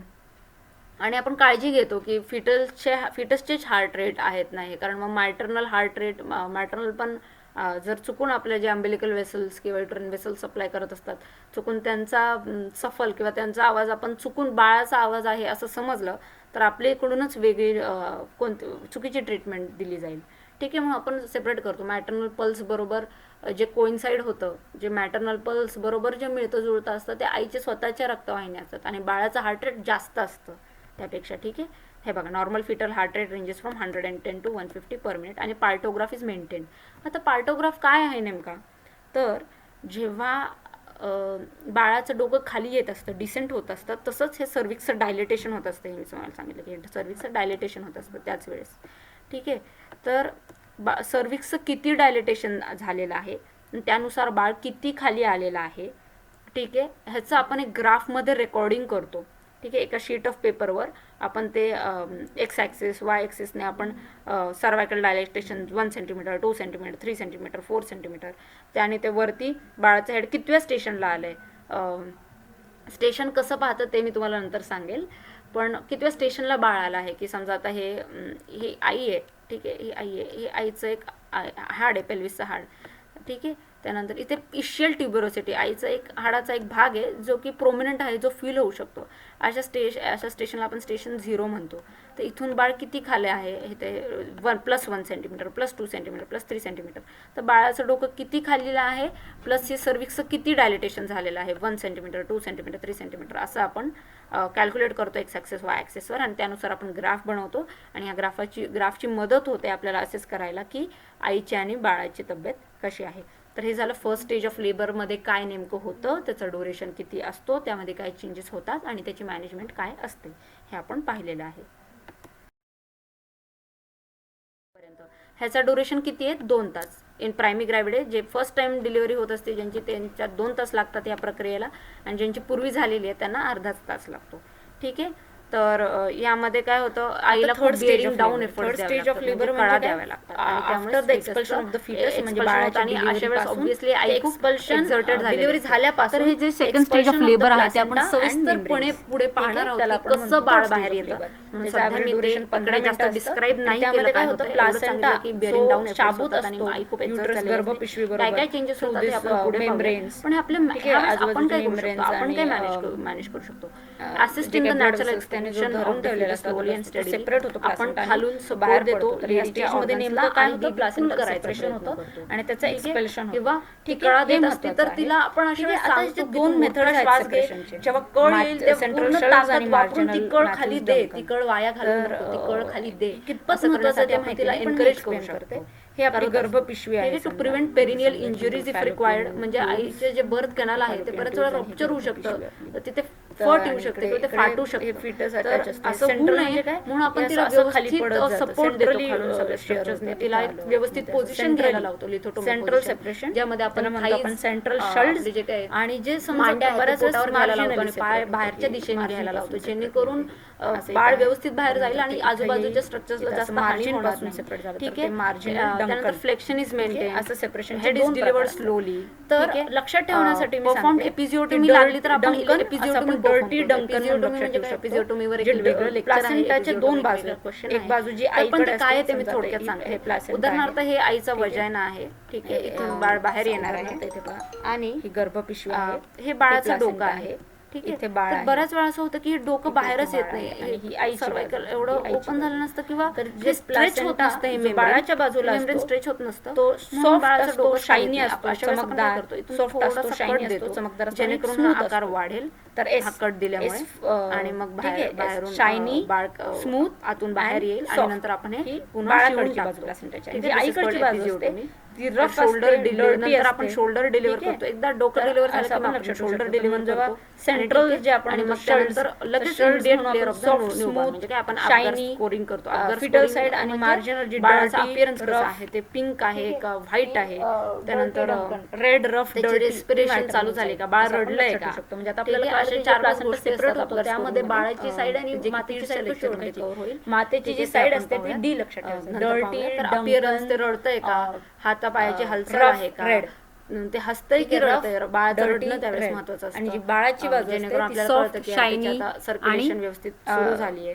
काय ठीक म्हणतो आहे? आपण तर soft, clearing of the air shiny passages and eyes, clamping and ligaturing of the umbilical cord. तर जी नळी आहे ती आपण कट करतो, ब्लिडिंग व्यवस्थित काय क्लॅम्प करतो करतो. आपण क्लॅम्प अशा करून वेळेस जेव्हा जेव्हा तिकडचं placenta असं बाहेर milk पडत करतो असतो, आपण, तिकडचं जे तेव्हा काही आपण रक्त आहे ते bleeding fetusच्या control दिशेने करतो. आणि ढकलतो. म्हणून third त्यानंतर stage इथे खूप क्लॅम्प महत्त्वाची म्हणजे आहे. एक असं ठीक आहे? चिमटा लावून तर टाकतो, अशा इथे वेळेस एक चिमटा लावून नॅचरली टाकतो आणि सुद्धा ते मायोमेट्रियल cut खूप करून कॉन्ट्रॅक्शन टाकतो. होतो. मायोमेट्रियल म्हणजे काय, युट्रसच्या आणि, मसल्स बाळाच्या मायोमेट्रियल पार्ट, बाळाचे युट्रसचे 3 पार्ट्स असतात. बाळाचे जे आतलं सगळं respiratory एंडोमेट्रियम organs आहेत, मधलं जे एंडोमेट्रियम श्वसनाचे जे मधले काही मसल्स organs मायोमेट्रियम किंवा आणि अवयव आहेत बाहेरचं आणि डोळे ते आपण पेरिमेट्रियम. clear त्याचे करून टाकतो. मधलं त्याला मायोमेट्रियम immediate असतं, ह्यात clear मसल्स असतात. ते Second muscles stage मध्ये contract ही होतात, management जेणेकरून करतो जास्त आपण. रक्तस्राव होणार नाही एपिजिओटोमी आणि महत्त्वाचं आहे. मातेच्या शरीरात बाळाला जास्त व्यवस्थित रक्त बाहेर बाहेर पडणार नाही. आणताना ठीक आहे? एड होणं तर महत्त्वाचं आहे. या हे प्रकारे normal ब्लिडिंग level. कंट्रोल होत असतं. आता बऱ्याच ठीक आहे? वेळा आणि हे सुद्धा आपण हे पाहिले सुद्धा की बाहेर vacuum पडण्यासाठी assisted बेरिंग delivery डाऊन करावी एफर्ट्स लागतात. लागतातच. ठीक आहे, तर हे सेकंड स्टेज ऑफ placenta वेळेस बाहेर सेकंड स्टेज म्हणजे काय, पडण्यासाठी बाळ डिलिव्हर होतं आपला तेव्हाच तर आपण assistance व्हॅक्यूम महत्त्वाचं असिस्टेड असतं. डिलिव्हरी ठीक करतो आहे? जर बाळ बाहेर येत नसेल तर. Active- जे आपण आपण active 3D management करू picture मध्ये शकतो. पाहिले. आता third stage आणि labor गोष्ट हे खूप किंवा आपण महत्त्वाचं आहे. पटकन अरे हा आता paragraph ते मी apparatus explain आणणं, करते. ते पहिले मी apparatus सांगते. घेणं, Third stage is the most vacuum चा crucial stage of apparatus labor. घेणं, खूप महत्त्वाची त्यानंतर step आहे. त्याचं का? निगेटिव्ह When previously प्रेशर वाढवणं, uneventful first and जेवढं second required stage आहे of तेवढं labor can become vacuum चं abnormal pressure within a वाढणं. minute with ठीक आहे, disastrous त्यानंतर बाळाच्या consequences. डोक्यावर ते म्हणजे cup third stage हे vacuum चा placenta आपल्याला व्यवस्थित वाटतं, अरे बसणं, बाळात आता त्याचं आलं, आता बाळाच्या placenta डोक्याबरोबर फक्त बाहेर येणं व्यवस्थित बाकी आहे. कनेक्शन होणं पण आणि ते ही व्यवस्थित stage बाहेर इतकी महत्त्वाची आहे की ओढणं, ह्या जास्त स्टेज pressure मध्ये जर काही मध्ये या सगळ्या गल्लत झाली, प्रक्रियेला काही वेळ चूक लागू झाली, तर शकतो. पहिले दोन्ही किती प्रेशर stages वाढणं त्या fail जातील apparatus मध्ये, आपल्या. त्याला वेळ लागू सगळं, शकतो. म्हणून केलेलं पटकन सगळं तो fail जाईल आणि obstetrician काय बाळाला करतो, आणि, पटकन पायपर आईला फोर्सेप सुद्धा घेतो, हानी होऊ फोर्सेप शकते. आत टाकतो ठीक आहे? वजनामध्ये आणि पटकन बाहेर तर बाहेर थर्ड स्टेजच्या वेळेस काय ठीक आहे? करतो आपण त्याला management? म्हणतात आपण forces strict assisted vigilance, delivery. आपण forceps जेव्हा खूप, वापरतो. म्हणजे vacuum सतर्क वापरतो, राहतो. vacuum assisted ठीक आहे? delivery. Management जे काही guidelines manuals पाळतो. करायचे Management असतात guidelines ते नेमकं व्यवस्थित कोणते आहेत? लक्ष देऊन आणि ह्यात नेमकं गरजेनुसार महत्त्वाचं आहे काय त्या आहे? वेळेस की जास्त second stage of postpartum labor मध्ये हेमरेज करायचं. म्हणजे बाळ बाहेर पडलंय ठीक आहे, तर तर जास्त आपण पाहिलं की रक्तस्राव stage बाहेर of होऊ labor नये. काय आहे, आईच त्याची ऑलरेडी duration भारताच्या काय बायका आहे, अनेमिक असतात. त्यामध्ये नेमकं ठीक आहे? काय होतं आणि हे postpartum थोडं पाहिलं hemorrhage आणि म्हणजे बाळ बाहेर पुढे पडल्यानंतर पाहूया जे आणि काय principles of management रक्तस्राव पाहूया. जास्त होतं, that is the first cause of maternal most common cause of maternal mortality in India. म्हणजे बाळ बाहेर पडल्यानंतर जे काही जास्त रक्तस्राव होतं हे मातेच्या मरणांचं, मॅटर्नल मॉर्टॅलिटीचं खूप मुख्यतः एक कारण आहे, भारतातच नाही तर जगभरात. ठीक आहे? तर मॅटर्नल मॉर्टॅलिटी ह्याला म्हणतात पोस्ट पार्टम हेमरेज. म्हणजे पोस्ट म्हणजे नंतर, पार्टम म्हणजे डिलिव्हरी नंतर होणारा हेमरेज म्हणजे रक्तस्राव, अधिक प्रमाणात झालेला रक्तस्राव त्याला हेमरेज म्हणतो. तर डिलिव्हरी नंतरचा रक्तस्राव टाळण्यासाठी थर्ड स्टेजची मॅनेजमेंट खूप चांगल्या प्रकारे करणं महत्त्वाचं आहे. तर त्यासाठी आपण काय करतो ते मी पुढे सांगेल. ठीक आहे? ह्याच्यात 2 प्रकार आहेत, एक तर normal management of third stage of labour आणि दुसरं active management of third stage of labour, ज्याला आपण AMTSL म्हणतो, जे मी पुढे सांगेल. ठीक आहे? ह्यात आपण काय करतो, ऑक्सिटेसिन देतो 10 युनिट स्लोली आणि मिथर्जिन देतो इंट्रामस्क्युलरली 0.2 mg. ते बाळाची डिलिव्हरी झाल्या 1 मिनिटाच्या आत आपण हे देतो, जेणेकरून पटकन कॉन्ट्रॅक्ट होईल तर प्लासेंटा बाहेर येईल आणि जास्त रक्तस्राव होणार नाही. आणि नंतर मिथर्जिन देतो जेणेकरून प्लासेंटा बाहेर पडल्यावर ते सगळं शाबूत राहिलं आणि जास्त रक्तस्राव बाहेर पडणार नाही. आता व्यवस्थितपणे आपण पुढे पाहूयात. आत्तापर्यंत मी एवढं तुम्हाला सांगितलं की थर्ड स्टेज ऑफ लेबर काय आहे, त्याचा कालावधी किती आहे, त्यामध्ये नेमकं काय होतं, प्लासेंटा सेपरेट होतो, प्लासेंटाचे साईड्स कशा ओळखायच्या, प्लासेंटा सेपरेट व्हायच्या पद्धत कशा आहेत, सेंट्रल आणि मार्जिनल. ठीक आहे, ह्या थर्ड स्टेज ऑफ लेबरचं सिग्निफिकन्स काय आहे आणि याच्या मॅनेजमेंटचे प्रिन्सिपल काय आहेत. आता मॅनेजमेंट कशी करतात ॲक्च्युली ते आपण पाहूयात, आणि थर्ड स्टेजची मॅनेजमेंट खूप महत्त्वाची आहे.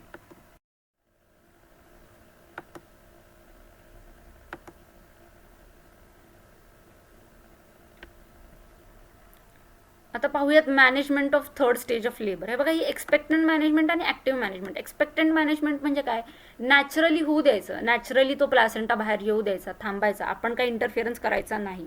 पण अशा वेळेस काय होतं, अशामुळे पोस्टपार्टम हेमरेज म्हणजे जास्त रक्तस्राव होण्याचे चान्सेस असतात आणि आई मृत व्हायचे चान्सेस जास्त असतात. म्हणून आपण काय करतो, WHO च्या गाईडलाईन्सनुसार भारतात तरी आपण ॲक्टिव्ह मॅनेजमेंट आजमावतो. ह्यामध्ये काय करतो आपण, हे बघा, एक्सपेक्टंट मॅनेजमध्ये नॉर्मली बेबीची डिलिव्हरी होऊ देतो. ठीक आहे, हे जे काही कॉर्ड आहे जे बाळाला अटॅच्ड आहे, ठीक आहे, हे दोन्हीमध्ये करतो म्हणा, बाळाला अटॅच जी कॉर्ड आहे, ठीक आहे, तर ती कॉर्ड आपण जे काही रक्त आहे ते बाळाच्या दिशेने ढकलतो हलक्या हाताने थोडंफार. त्यानंतर इथे एक चिमटा बसवतो, इथे एक चिमटा बसवतो, म्हणजे क्लॅम्प करतो, डिवाइड करतो. क्लॅम्प करणं म्हणजे चिमटा बसवणं, डिवाइड करणं, आणि मग कट करून टाकतो कॉर्ड, त्याला म्हणतो लायगेटिंग. हे आपण करतो आणि मग हे दोन्ही पद्धतीने करतो. पण ॲक्टिव्ह मॅनेजमेंटमध्ये आपण काय करतो, ऑक्सिटोसिन देतो आणि मिथर्जिन देतो. तर ऑक्सिटोसिन आणि मिथर्जिनचा रोल काय, हे बघा, हे युट्रस आहे आपलं.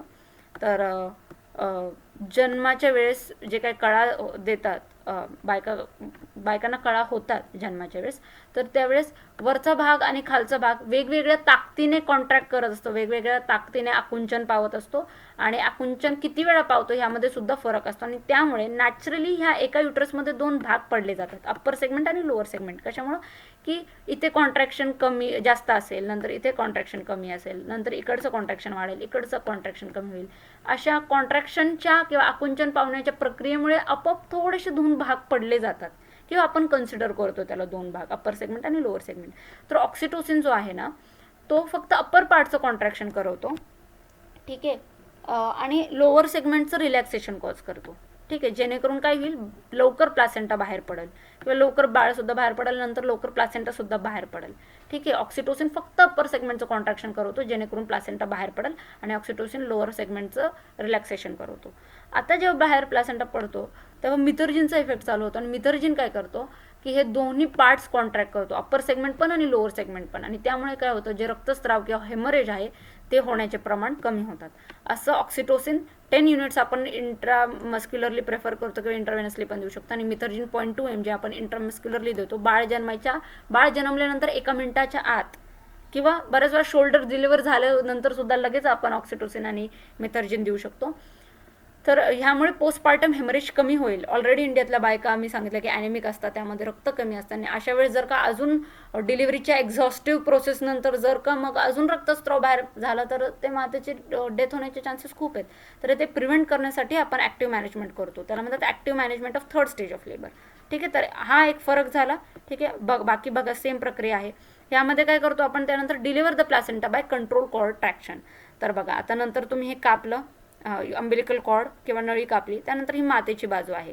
तर मातेच्या आतमध्ये प्लासेंटा तसाच जोडला गेलेला आहे, अजून प्लासेंटा बाहेर आलेला नाही, आणि त्या प्लासेंटाला ही कॉर्ड जोडली गेलेली आहे. तर आपण काय करतो, हळूहळू, हे समजा युट्रस आहे, इथे बाहेरची ओपनिंग आहे, इथून बाळ बाहेर पडलेलं आहे, आणि मग आता बाळाला आपण ती नळी कापलेली आहे, आता उरलेली नळी इथे आहे, आपण ती नळी आपल्याला काढायची आहे, कारण आपल्याला आतला प्लासेंटा जो आहे तो बाहेर काढायचा आहे. तर आपण नुसतंच असं ओढत राहिलो प्लासेंटा, तर ह्याचबरोबर ही गर्भपिशवी, हे सगळे स्ट्रक्चर्स पण बाहेर येतील किंवा ते पण वाकडे होतील, ते आपल्याला टाळायचं आहे. म्हणून आपण काय करतो, खालच्या दिशेने हे कॉर्ड गुंडाळतो, आपल्या फोर्सेप्समध्ये गुंडाळतो ते. ठीक आहे, ते आणि ते गुंडाळून आपण खालच्या दिशेने ओढतो हलक्या हाताने, आणि वरच्या दिशेने आपण उलटा प्रेशर टाकतो युट्रसवर, जेणेकरून युट्रस बाहेर येणार नाही. दाबतो आपल्या मुठीने, असं दाबतो त्याला वरच्या बाजूने. ठीक आहे, आणि थोडा हलका हलका मसाज देत राहतो युट्राइन फंडसवर. ह्याला म्हणतात कंट्रोल कॉर्ड ट्रॅक्शन. खालून गुंडाळतो सुद्धा आहे, प्लासेंटाला सेपरेट होण्यास मदत पण करतोय, पण त्याचबरोबर आपण वरती युट्रसला पण सपोर्ट देतोय उलट्या दिशेने, जेणेकरून युट्रस बाहेर होणार नाही आणि त्याचा शेप किंवा त्याच्या ॲनाटॉमीमध्ये काही चेंज किंवा डॅमेज होणार नाही. ठीक आहे, तर हे नॉर्मली आपण नाही करत. नॉर्मली आपण नॉर्मल थर्ड स्टेज म्हणजे आपण हे ॲक्च्युली आजकाल इंडियामध्ये हे सगळं करतो. पण जर का नॅचरल डिलिव्हरी असेल तर त्यात हे सगळं आपोआप होईल. त्यात स्पॉन्टेनियसली म्हणजे आपोआप प्लॅसेंटा डिलिव्हर होईल काही वेळाने, पण खूप रक्तस्राव झालेला असेल. अशा वेळेस कॅथेटराइज द ब्लॅडर वगैरे फंडस करू शकतो जर एक्सपेक्टंटच मॅनेजमेंट करायची झाली तर. ठीक आहे, आपण ग्रॅव्हिटीच्या मदतीने म्हणजे तिला उभं राहायला सांगू शकतो किंवा त्यांचं स्पॉन्टेनियस एक्सपल्शन्स ऑफ द प्लॅसेंटा होईल त्याची काळजी घेतो. आणि हे सगळं फेल झालं तर मग आपण असिस्ट करतो एक्सपल्शननी, जे की आपण पुढे पाहूयात. तेच आता हे कंट्रोल कॉर्ड ट्रॅक्शन, हे बघा कंट्रोल कॉर्ड ट्रॅक्शन जर का फेल झाली तर ते आपण 2-3 वेळा रिपीट करतो. ते पण फेल झाली तर 10 मिनिटासाठी थांबून पुन्हा ती प्रोसेस रिपीट करतो. ते पण फेल झाली तर मग मॅन्युअल रिमूव्हल करतो. आणि मॅन्युअल रिमूव्हलमध्ये आपण काय करतो, ऑक्सिटोसिन परत इंजेक्ट करतो. ठीक आहे, ऑक्सिटोसिन आणि मिथर्जिन, प्लासेंटा आणि मेम्ब्रेन्स एक्झामिन करतो आणि वल्वा, वजाइन आणि पेरिनियम इन्स्पेक्ट करतो, जेणेकरून कुठे काही टिअर वगैरे नाही झाली आहे ना.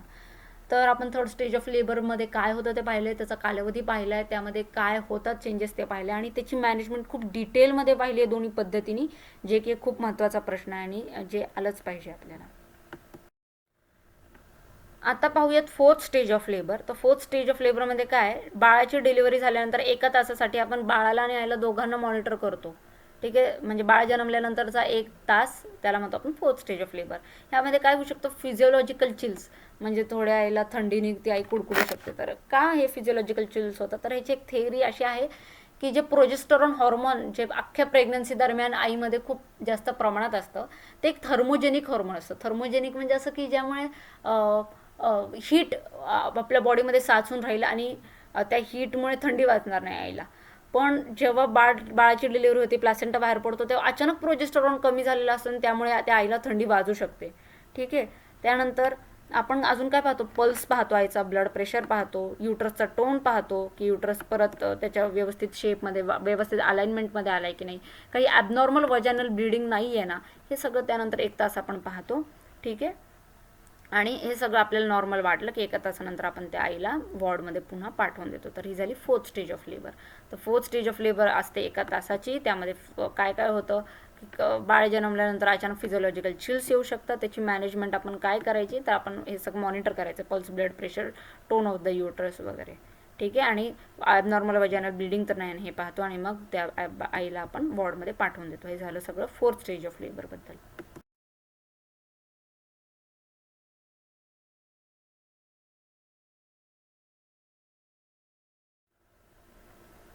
आता आपण लेबरचे टप्पे पाहिले, first stage, second stage, third stage, fourth stage पाहिल्या.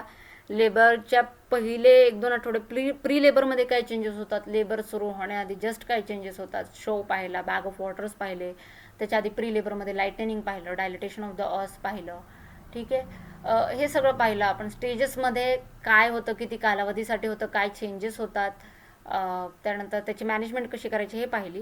पण आता नेमकं लेबरमध्ये बाळ बाहेर कसं येतं, त्याची नॉर्मल लेबरची मेकॅनिझम काय आहे ते आपण पाहणार आहोत, जो सुद्धा एक खूप महत्त्वाचा पार्ट. ऑब्व्हियसली बेबीज डिलिव्हर करतो आपण. तर मेकॅनिझम ऑफ लेबरची डेफिनेशन काय, सिरीज ऑफ मुवमेंट्स, म्हणजे जे काय मुवमेंट होतात ते त्याचे जे काय क्रोनॉलॉजी आहे, त्याची जी ऑर्डर आहे ती जी होते, that occur on the head in the process in the process of adaptation during it's journey through the pelvis is called mechanism of labour. म्हणजे बाळ जेव्हा पेल्विसमधून, आईच्या कमरेच्या त्या भागामधून, पेल्विसमधून बाहेर येत असतं, तेव्हा काय काय चेंजेस होत असतात, बाळ कशा पद्धतीने बाहेर येत आहे, त्या प्रोसेसला आपण mechanism of labour, normal labour म्हणतो. तर प्रिन्सिपल मुवमेंट्स कोणत्या होतात, आताही नाव आहेत, एंगेजमेंट, डिसेंट, फ्लेक्शन. डिसेंट तर कंटिन्युअस होत असतं. डिसेंट म्हणजे काय, बाळाचं खाली येणं. तर बाळ तर कंटिन्यू खाली होतच असतं आणि येतच असतं, त्याबरोबर हे बाकीचे मुवमेंट्स होत असतात. ही प्रत्येक मुवमेंट आपण डिटेलमध्ये पाहूयात, थोडक्यात पण डिटेलमध्ये, म्हणजे व्यवस्थितपणे पाहूयात एवढं मी म्हणेल. Engagement, flexion, descent, internal rotation, crowning, extension, restitution, external rotation, expulsion of the trunk. तर हे बघा, डोकं बाहेर येणं महत्त्वाचं आहे. म्हणजे उदाहरणार्थ आपण म्हणतो हत्ती बाहेर आलं की शेपूट लगेच बाहेर येईल, तसं बाळाचं डोकं एकदा बाहेर आलं ना की बाकीची बॉडी आपोआप बाहेर येते, कारण बाळाचं तसं डोकं मोठं असतं. सो हे महत्त्वाचं आहे. ते कसं होतं ते आपण पाहणार आहोत. ॲक्च्युली हे सगळे मुवमेंट्स आपण सेपरेटली डिस्क्राईब करतो, पण ॲक्च्युली हे सगळे मुवमेंट्स सायमल्टेनियसली आपोआप होतच राहतात. आणि ॲक्टिव्ह फेज ऑफ लेबर कधी सुरू होतं, म्हणजे सगळं ॲक्टिव्हली सुरू कधी होतं बाळ बाहेर येणं, जेव्हा सर्विक्स 4 सेंटीमीटर डायलेटेड असतो, त्यामुळे सगळं ॲक्टिव्हली चालू होणं सुरू होतं. ठीक आहे. आता आपण एक एक मेकॅनिझम डिटेलमध्ये पाहूयात. एक यास्मिन बानोचा व्हिडिओ आहे यूट्यूबवर, जो मी स्वतः पाहिलेला होता माझ्या एक्झामच्या वेळेस आणि ज्याचा मला खूप फायदा झाला. तर मी ती लिंक पाठवेल, ती नक्की बघा. यास्मिन बानोचा normal mechanism of normal labour, कसे हे सगळे मुवमेंट्स होतात ते त्यांनी व्यवस्थित एक नमुना दाखवून, म्हणजे एक बाहुली आणि एक पेल्विस, मॅटर्नल पेल्विसचा आधार घेऊन त्यांनी व्यवस्थित एक्सप्लेन केला आहे. छोटा व्हिडिओ आहे आणि त्याने तुम्हाला माझासुद्धा व्हिडिओ बघायला आणि लिहायला व्यवस्थित मदत होईल. तर ते तुम्ही नक्की बघा.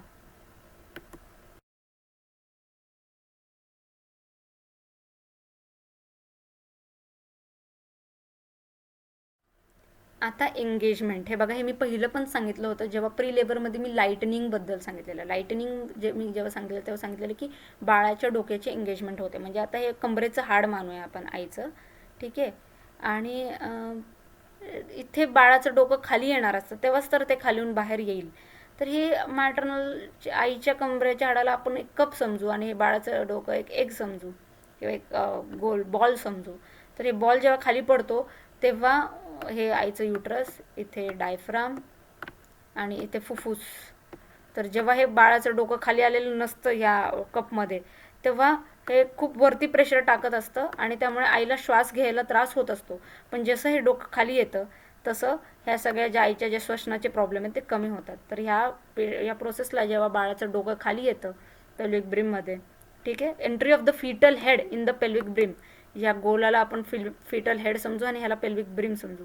तर ह्याची जी एंट्री होते ह्याला म्हणतात एंगेजमेंट आणि ह्या एंगेजमेंटमुळे लाईटनिंग होते. तर प्रायमरी ग्रॅव्हिडामध्ये ज्यांची फर्स्ट टाइम प्रेग्नन्सी आहे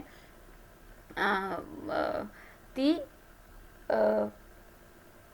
फर्स्ट स्टेज ऑफ, म्हणजे नाही का, first occurs in a significant number of cases before the onset of labour, म्हणजे लेबर सुरू होण्याआधी खूप दिवसांआधी होतं आहे प्रायमरी ग्रॅव्हिडामध्ये किंवा ज्यांच्यात पहिल्यांदा प्रेग्नन्सी असते. पण जे मल्टी ग्रॅव्हिडा आहेत ज्यांच्यात खूप वेळा प्रेग्नन्सी झाली, ठीक आहे, ते जेव्हा मेम्ब्रेन्स रप्चर होतात तेव्हा मग हे डोकं खाली येतं, जेव्हा सगळे मेम्ब्रेन्स रप्चर झाले असं, म्हणजे लेबरच्या फर्स्ट स्टेजच्या दरम्यान होतं. आणि ज्यांची पहिल्यांदा प्रेग्नन्सी आहे त्यामध्ये ही जी प्रक्रिया ही खूप दिवस अगोदर होते, ठीक आहे. हे झालं एंगेजमेंट. आता दुसरी स्टेप पाहूया.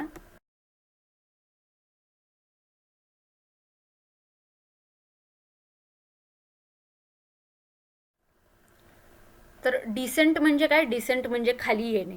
तर जोपर्यंत काही ऑब्स्ट्रक्शन नाही आहे, म्हणजे बाळाच्या खाली येण्याच्या प्रक्रियेमध्ये कोणती बाधा नाही आहे, कोणता अडथळा नाही आहे, तोपर्यंत तर डिसेंट कंटिन्युअसली व्यवस्थित चालू असतं, ठीक आहे.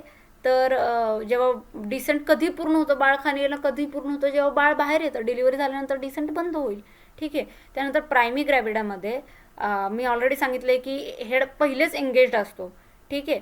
तर फर्स्ट स्टेजमध्ये काही लगेच डिसेंट होत नाही, ठीक आहे. जेव्हा जेव्हा फुल डायलेटेशन ऑफ द सर्विक्स होतं तेव्हा प्रायमरी ग्रॅव्हिडामध्ये काही डिसेंट होत नाही. पण मल्टी ग्रॅव्हिडामध्ये एंगेजमेंट झाल्या झाल्या डिसेंट सुरू होतं, ठीक आहे. तर जेव्हा सर्विक्स खूप फुल्ली डायलेट झालेला असतो 10 सेंटीमीटरपर्यंत, तेव्हा हे डोकं बाळाचं पेल्विक फ्लोअरपर्यंत टेकणं अपेक्षित असतं, ठीक आहे. पेल्विक फ्लोअर म्हणजे म्हणजे आईचं जे कमरेचं हाड आहे त्याचा जो खालचा भाग आहे, ठीक आहे. एक वरची पेल्विक ब्रीम असते आणि त्याचा खालचा एक छोटासा भाग असतो, तो तिथपर्यंत पोहोचणं एक अपेक्षित असतं, ठीक आहे. कोणते फॅक्टर्स फॅसिलिटेट करतात डिसेंटला, कोणते फॅक्टर्स, कोणते असे हे आहेत फॅक्टर्स किंवा काय म्हणतो आपण, असे कोणते गोष्टी आहेत जे डिसेंटला मदत करतात, ठीक आहे. घटक आहेत जे डिसेंटला मदत करतात. एक तर युट्राइन कॉन्ट्रॅक्शन अँड रिट्रॅक्शन, जी गर्भपिशवी आकुंचन आणि प्रसरण पावत असते ते. त्यानंतर बेअरिंग डाऊन एफर्ट्स, आई जी कळा देते ते. आणि तर ओवर्ड फिटस जे आहे ते मेम्ब्रेन्स रप्चर झाल्यानंतर त्या फिटसची जी स्ट्रेटनिंग होते ते, ठीक आहे. तर ह्या सगळ्या गोष्टींनी डिसेंट एड होतो किंवा डिसेंटला मदत होते.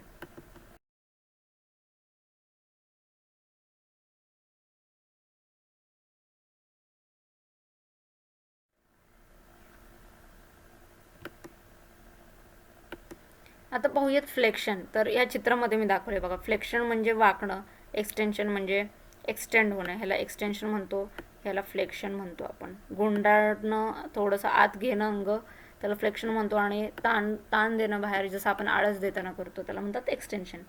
ठीक आहे. तर मग नंतर बाळाचं फ्लेक्शन होतं. एक झाली एंगेजमेंट, त्यानंतर झालं डिसेंट होत असतं, त्यानंतर फ्लेक्स होती बॉडी, बाळाचं डोकं फ्लेक्स होतं.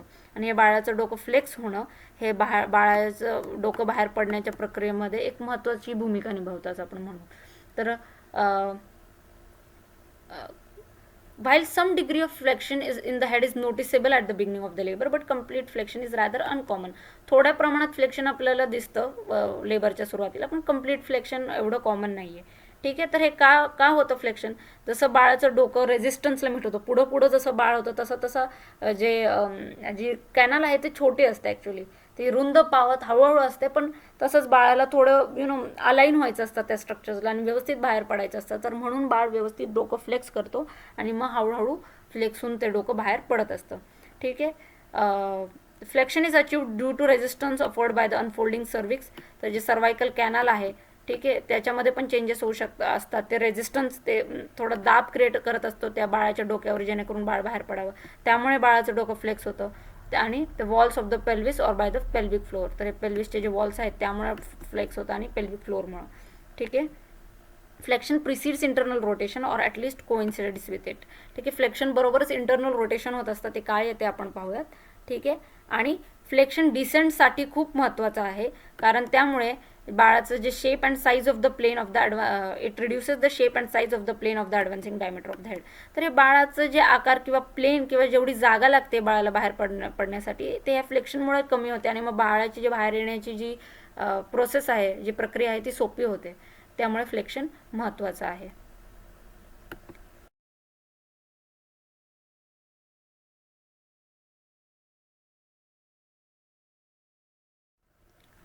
आता आपण पाहूयात इंटरनल रोटेशन. ठीक आहे. तर इंटरनल रोटेशनमध्ये नेमकं काय होतं बघा. समजा की ते बाळाचे डोळे आहेत, म्हणजे ही बाजू हे आपण एकतर काय करतोय, बाळ जसं खाली येतं आहे मातेच्या वजायनामधून, तर आपण खालच्या दिशेतून आपण हे डोकं बघतोय बाळाचं, असं इमॅजिन करा की आता इथून बाळ बाहेर येतं आहे, आपल्या स्क्रीनमधून बाहेर येतं आहे असं इमॅजिन करा. तर असा विचार करा की हे वरचं डोकं आहे बाळाचं, ह्या बाजूला डोळे आहेत, नाक आहे आणि हे मागचा भाग आहे. ठीक आहे. हा डोक्याचा मागचा भाग आहे. तर सुरुवातीला बघा, नाक, कान, डोळे इकडे आहेत. ठीक आहे. ती बाजू इकडे आहे आणि जी मागची बाजू इथं आहे. तर ही बाजू अशी रोटेट होऊन इथे मध्ये आली आणि आता कान, नाक, डोळे इथे आलेत आणि डोक्याचा मागचा भाग असा आला. तर हे असं रोटेट झालं आहे. तर ह्याला म्हणतात इंटरनल रोटेशन. तर बघा, आतल्या आत हे असं डोकं रोटेट होतं आहे. ठीक आहे. It is a movement of great importance without which there will be no further descent. ठीक आहे. Internal rotation occiput of the baby's head. Occiput म्हणजे काय, बाळाच्या डोक्याच्या मागच्या भागाला ऑक्सिपुट म्हणतात. It comes to mid line. हे बघा, पहिले आडवं होतं, ऑब्लिक होतं, लॅटरल साईडला होतं, आता ते मिड लाईनमध्ये आलं आहे, मध्यभागी आलं आहे ते डोकं, ऑक्सिपुट, डोक्याचा मागचा भाग. ठीक आहे. बिलो प्युबिक सिम्फायसिस म्हणजे मातेचं जे हे प्युबिक सिम्फायसिस आहे, जे हाड आहे वरचं, त्याच्या एक्झॅक्ट मध्यभागी आलेलं आहे. ठीक आहे. From left occipito transverse position. Left म्हणजे डाव्या बाजूला, ही आईची डावी बाजू झाली आणि ही आईची उजवी बाजू झाली. तर आईच्या ह्या डाव्या लेफ्ट ऑक्सिपिटो म्हणजे बाळाचं डोकं, ऑक्सिपुट डायरेक्शन आहे, ट्रान्सफर्स म्हणजे आडवं. तर ह्या लेफ्ट ऑक्सिपिटो ट्रान्सफर्स पोझिशनपासून ते बिलो प्युबिक सिम्फायसिस आलेलं आहे डोकं, त्याला म्हणतो आपण इंटरनल रोटेशन. तर ह्या इंटरनल रोटेशनच्या वेळेस काय होतं आहे, हे ॲक्च्युली कुठं होतं इंटरनल रोटेशन, तर आईचे जे लिव्हेटर ॲनी मसल्स असतात, जे पेल्विस खालचे जे मसल्स असतात, जे सपोर्टिव्ह स्ट्रक्चर्स असतात मातेचे खालचे, तर त्या मसल्सच्या इकडं लिव्हेटर आणि मसल्सच्या इकडे हे होतं. तर हे लिव्हेटर आणि मसल्स एक गटर लाईक फॅशनमध्ये एक असे मागे सरकत असतात, जेणेकरून बाळ जास्त पुढे ढकललं जाईल. ठीक आहे. लिव्हेटर आणि muscles run downwards, backwards and medially to form a gutter like passage for the baby to pass. So when these muscles contract and relax they push the occiput anteriorly. Occiput म्हणजे बाळाचं डोकं ते पुढे ढकलण्यास मदत करतात. ठीक आहे. हे झालं इंटरनल रोटेशन.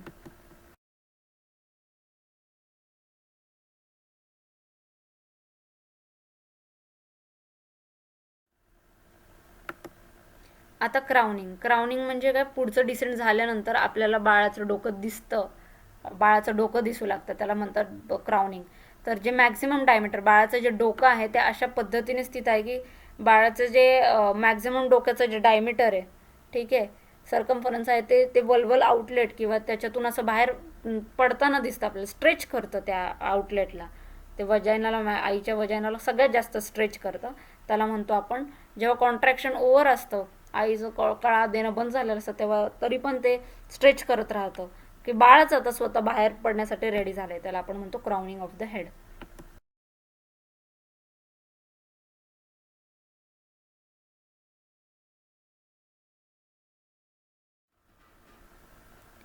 आता एक्सटेन्शन काय आहे, पुढचं एक्सटेन्शन म्हणजे बघा, पहिले बाळ काय होतं, फ्लेक्शन होतं डोक्याचं, मग इंटरनल रोटेशन होतं आणि मग एक्सटेन्शननी बघा हे एक्सटेन्शननी जसं बाळ बाहेर पडतंय.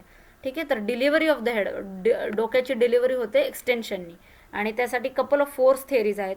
तर हे फोर्स थेरीज काय आहेत, की जे काही ड्रायव्हिंग फोर्स आहे, जे युट्रस कॉन्ट्रॅक्ट होत आहे ते डोक्याला डाऊनवर्ड डायरेक्शननी पुश करतं.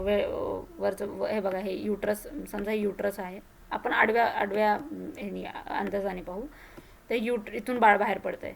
तर ही युट्रस एक डाऊनवर्ड प्रेशर लावतं आहे, ठीक आहे, खालच्या दिशेने, आणि जे पेल्विक फ्लोर आहे खालचं ते वरच्या दिशेने फोर्स लावतं आहे. तर अशा ह्या फोर्सेसमुळे बाळाचं डोकं असं एक्सटेंड होऊन बाहेर पडतं. ठीक आहे, आणि त्यानंतर मग चिन मग वेगवेगळ्या पद्धतीने, म्हणजे नाही का, वेगवेगळ्या गोष्टी एड करतात डोक्याला बाहेर पडायला. तर एक तर हे आहे की अपवर्ड फोर्स युट्रसचा आणि खालून पेल्विक फ्लोअरचं जे सपोर्ट आहे खालून, त्यामुळे डोकाचं एक्सटेन्शननी बाहेर येतं. आणि वल्वल आउटलेट स्ट्रेच्ड असतं, तर मग तेव्हा वर्टेक्स, ब्रो आणि फेस बाहेर पडतं. वर्टेक्स म्हणजे डोक्याचा सगळ्यात वरचा भाग, त्यानंतर ब्रो म्हणजे आयब्रोज बाळाचे, आणि फेस बाहेर पडतं, त्यानंतर चिन बाहेर पडते. ठीक आहे, तर हे झालं एक्सटेन्शननी कसं बाळ बाहेर पडतं ते. एवढे सगळे वर्ड्स महत्त्वाचे नाहीत, पण नेमकं काय होतं ते कळणं महत्त्वाचं आहे.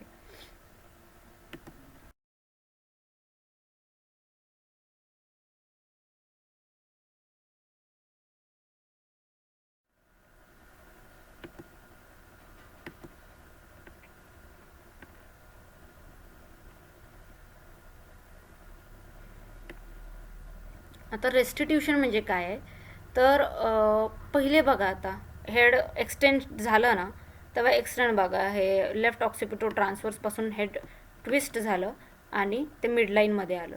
तर म्हणजे नेक आता ट्विस्ट झालेला आहे, पण आता खांदे पण बाहेर यायला पाहिजेत व्यवस्थित, म्हणून नेक पुन्हा अनट्विस्ट होतं आणि खांदे व्यवस्थित बाहेर पडण्यासाठी मदत करतं.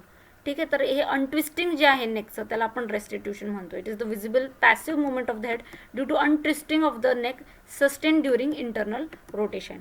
ठीक आहे, तर movement of the restitution occurs rotating head through 1/8 in a circle. आता हे अख्खं सर्कल हे असेल, तर ह्याचा 1/8 पार्ट, म्हणजे बघा, हे 1/8 मध्ये पहिले ट्विस्ट झालं होतं, असं 1/8 हा राऊंड आहे, तर पहिले 1/8 मध्ये हे हेड असं ट्विस्ट झालं होतं, आता ते पुन्हा 1/8 मध्ये अनट्विस्ट होतं.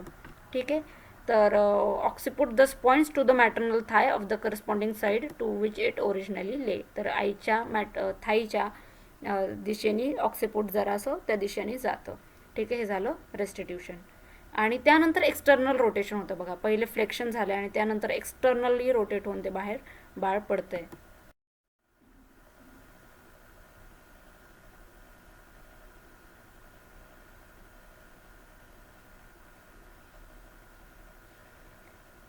आता एक्सटर्नल रोटेशनमध्ये काय होतं, की खांदे व्यवस्थित बाहेर पडायला पाहिजेत, त्यामुळे जे डोक्याचे आपल्याला पुन्हा एक रोटेशन दिसते. ठीक आहे, जसे काय असतं, बाळाचं डोकं आणि खांदे थोड्या वेगवेगळ्या पद्धतीने ट्विस्ट होऊन बाहेर येतात, त्यामुळे जेव्हा खांद्याची मुवमेंट होते तेव्हा आपल्याला बाहेर आपोआप डोक्याची उलट्या दिशेने मुवमेंट दिसते.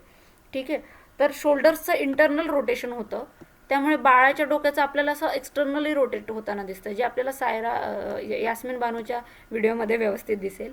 ठीक आहे, तर anterior shoulder rotates towards the pubic symphysis from the oblique diameter. ठीक आहे, it carries head in a movement of external rotation through 1/8 of a circle in the same direction as of the restitution. ठीक आहे, तर हे झालं की तुम्ही असं इमॅजिन करा की हे बाळाचं शरीर आहे, हे बाळाचं डोकं आहे. ठीक आहे, तर बाळाचं डोकं एक्सटर्नली रोटेट होताना दिसतंय का, कारण की हे खांदे असे इंटरनली रोटेट होऊन बाहेर पडत आहेत. तर जेव्हा खांदे इंटरनली रोटेट होतात, कमी डायमीटर, त्यांना कमी, काय म्हणतो आपण, खूप कमी जागेचा वापर करून त्यांना बाहेर येत असतं, म्हणून ते एका किंवा दुसऱ्या साईडला ट्विस्ट होत असतात. तर जेव्हा हे खांदे आतल्या बाजूने ट्विस्ट होतात, इंटरनली रोटेट करतात, तर ती मुवमेंट आपल्याला दिसते, बाहेर बाळाचं डोकं असं वरती बाहेर रोटेट झाल्यासारखे दिसते. हे तुम्हाला व्हिडिओमध्ये जास्त चांगलं कळेल, पण कोणते शब्द वापरायचे आणि नेमकं काय होतं ते मी तुम्हाला ह्या पार्टमध्ये सांगितलेलं आहे.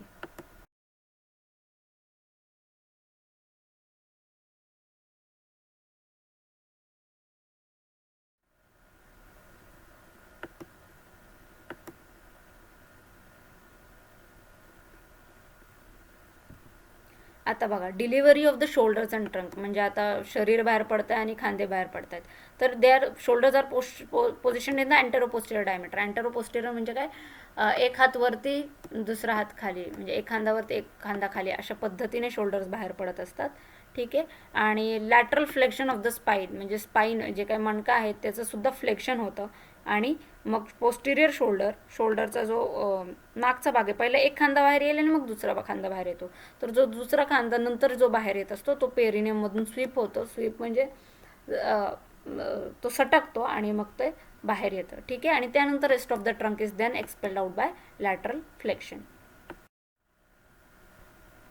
तर आता बघा, हे पुन्हा मी सांगले, हे जे सगळे stages of delivery of the baby normal labour आहेत, तर हे डिसेंट होतच राहतं. आणि त्याबरोबर हे engagement, increasing flexion, internal rotation, crowning, delivery of the head, restitution, external rotation, delivery of the shoulders and trunk हे होत असतं. तर त्या दरम्यान बघा, डोक्याची मुवमेंट, डोकं पहिलं असं, त्यानंतर ट्विस्ट होतं, अनट्विस्ट होतं, लॅटरली शोल्डर बाहेर येण्यासाठी काय एक्सटेंड होतं, हे सगळं आपल्याला दिसतं.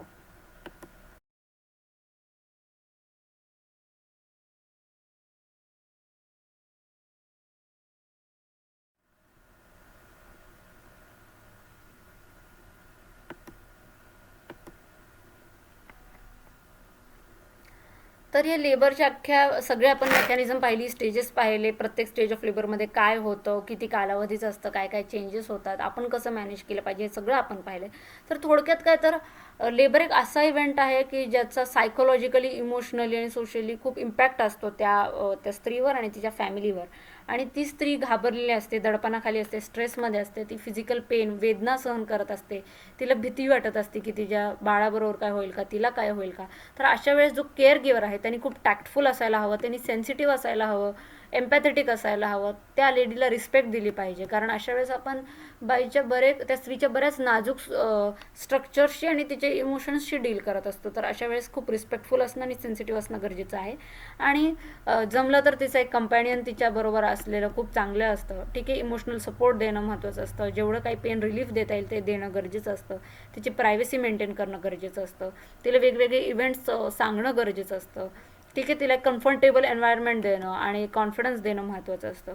ठीक आहे. तर थोडक्यात एम काय आहे नॉर्मल लेबरचा, की मॅक्झिमम ऑब्झर्वेशन करायचं आहे, कमीत कमी इंटरव्हेन्शन करायचं आहे, पण सगळं सुरळीत होईल ह्याची काळजी घ्यायची आहे. ठीक आहे. आणि ठीक आहे. आणि कुठे काही ॲबनॉर्मल होत असलं तर ते वेळीच लवकरात लवकर टाईमवर डिटेक्ट करून त्यानुसार ॲक्शन घेणं गरजेचं असतं. तर नॉर्मल लेबरबद्दल आपण सगळं पाहिलेलं आहे. थँक्यू.